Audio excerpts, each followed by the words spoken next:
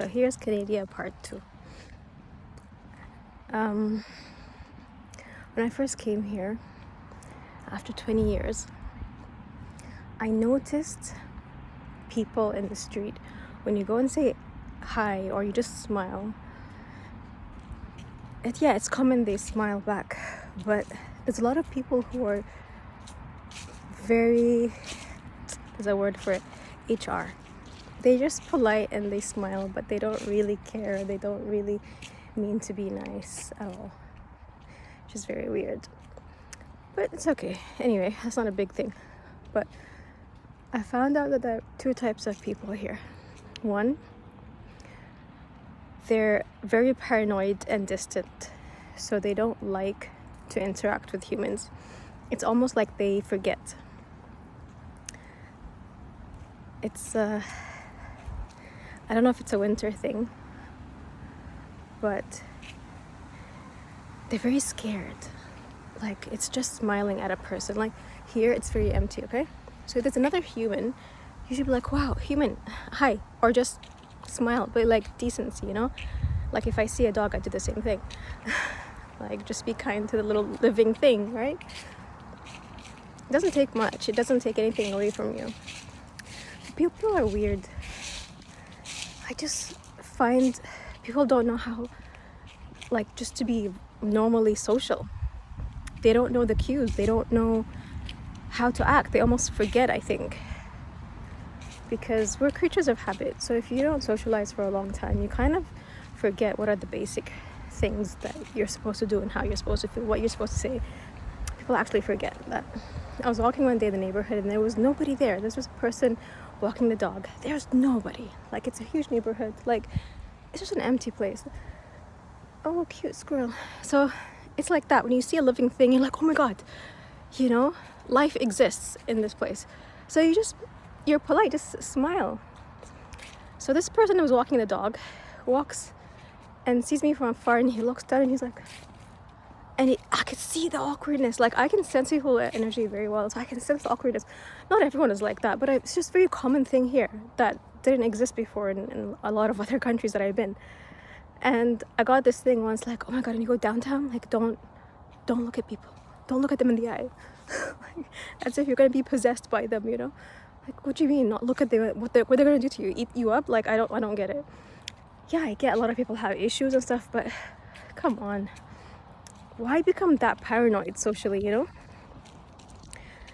So that's just some of my social observing analysis thing. And these types of people, one is very sticky and one is just very, very, very emotionally distant and paranoid. And then you wonder why there's a lonely epidemic and how people don't know how to be in communities and societies, because they get very sensitive, and like social anxiety is a thing here. So there's a lot of just mental health issues that I've noticed, that everyone is taking pills for something. I've had a long-lived experience with like just bipolar, schizophrenia, everything, like a lot of things, not just 1, 2, 3, 4 people, like a lot. Not me, but like people around me, very close. So I've dealt with a lot of like research and just dealt with these people. And I know for a fact that, especially women, we go through a lot of hormonal changes and hormone shifts and stuff. And, you know, the pregnancy, birth, and just in general, everything we are, our whole being is just made up that way. So I find like people just overdiagnose and just take all these medicine and make it a problem. Like, they become very dependent on the external factors to make them feel better.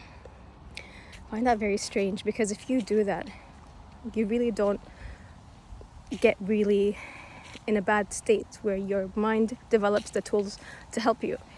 If you become reliant on things like that, you can't pick up the tools, because you have to go through the shit, mind language. You have to go through very, very hard moments in life to actually figure out that you have the mental tools and capacity to overcome it.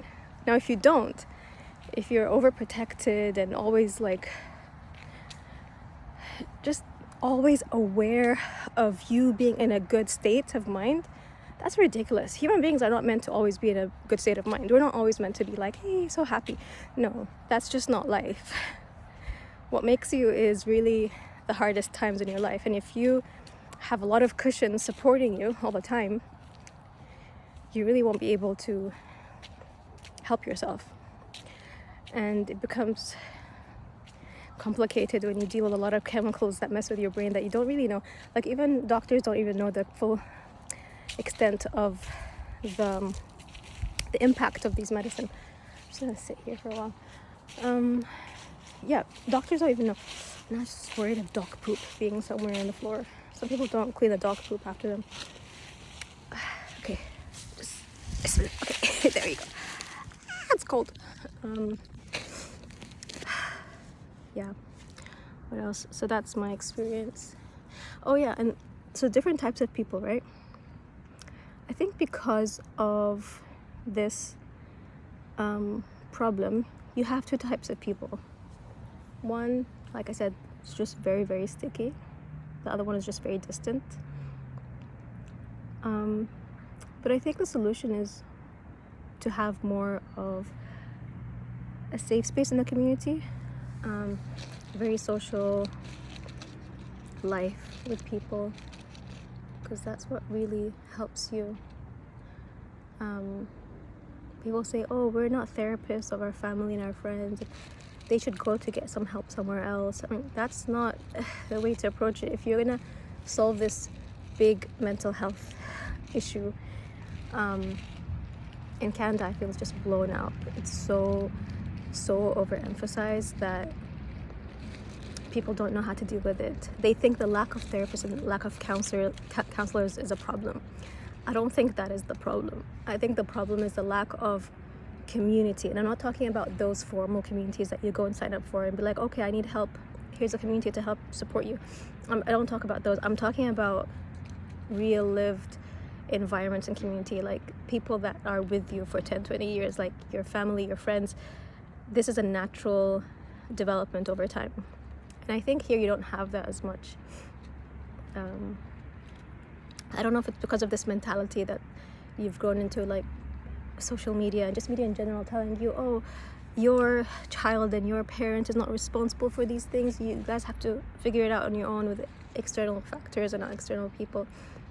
And I'm like, when I help, because obviously I'm grateful for my family, and despite all the difficult times, I think we learn to grow only because of our, how do I say, what we give and what we provide for others.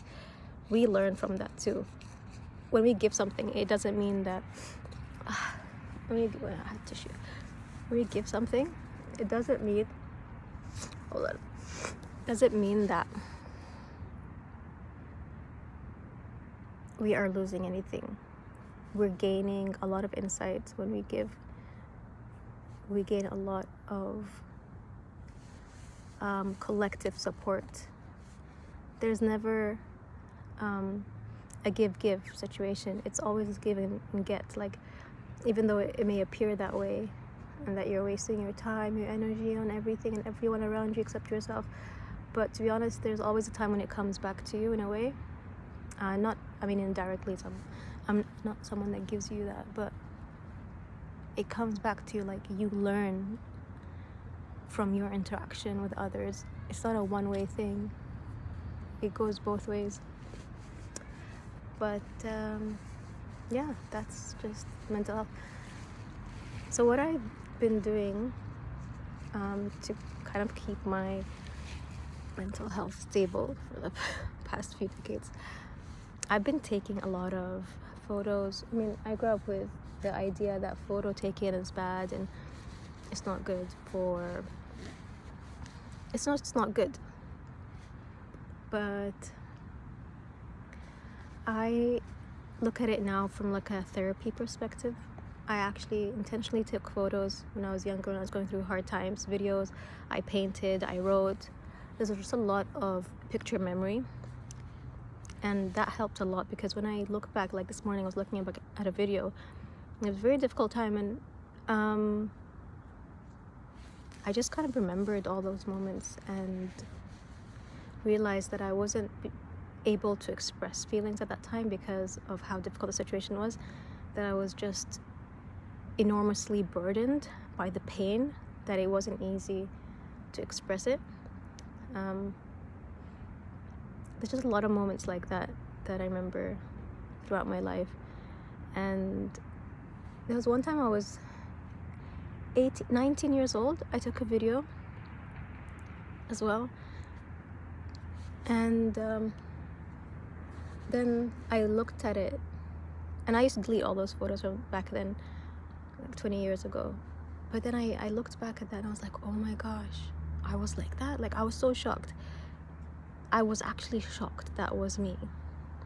And I don't remember being that way. So when I looked back, it's almost like third person looking in. I'm like, is that me? Why was I like that? And so I analyzed it in a very different way. And for me, that was what art therapy was. It wasn't something that I went to. I did it for myself. Tried to figure out with the intention and clear, like, honesty and thought. I wanted clearly to figure it out, why things were the way they were, and what did I do, and how was I acting in those situations, and why I was acting the way I was, and if I was acting differently, would things be different? So there's a lot of introspection and all that, and I did that because I wanted to be a better person for myself. And that wouldn't be possible also with other people around me, like friends, and I didn't have much of a social support. I think I was just pushing through, but it was more of the center that I put myself in, like, not center, like a like the center of me, like the way I developed myself in that difficult moment. I didn't seek external help for anything. I really dug deep. I was busy with other people, but I didn't tell people much of the struggle. Like, obviously, it would show here and there. I would talk to people here and there. Didn't have a therapist or anything. But I think it was that just having people around, just having people living a human life around, whether it was at work, at school, at like in the neighborhood, just having people who are kind, who are just chit-chatting about life randomly and just moving on. I think that really just gives you a reflection into everyone's going through a very difficult time, and you just have to push through it. When I came here, it's just too much emphasis on emotions, too much emphasis on how everyone is feeling. And I'm not undermining people's struggles. I just think it's overemphasized. Like, we dwell on the emotion far too long, and we give it more value than the actual events in our life. I get it. Like, granted, emotions are a big, huge part. I understand your whole body and system and nervous system cannot function if you don't feel good. But it's just different here. Like, everywhere I go, like, I go on the bus, someone's talking to themselves. They're just paranoid. Something's going on. They're on something. Everyone's taking pills around me. Everyone is not okay. And I'm just like, dude, the economy is not that bad. It's bad, but it's like, there's a lot of things here that are good. You have a lot of good things. And to be honest, I feel the only thing lacking here is people being easy with each other and just socializing easy and learning how to put those types of boundaries without thinking and confusing fear with respect, because they fear people and they put boundaries and they say, oh, it's because of respect. We just want to respect boundaries. No, that's actually your fear of interacting. So I just feel people are just so paranoid with interacting with each other, or they're very sticky. Like, they want to be close to people who they know, and they're so scared of just choosing people who are fitting their life and their growth. Like, if they know someone and they're safe with them, okay, I'm just gonna stay safe with this one because I know this person. Like, they don't see, like, okay, this person is not good for me, maybe I'll just move away. They don't. They have a fear of being alone. It's just interesting. So yeah, I think that's a reason for having all these mental health issues. Lack of community.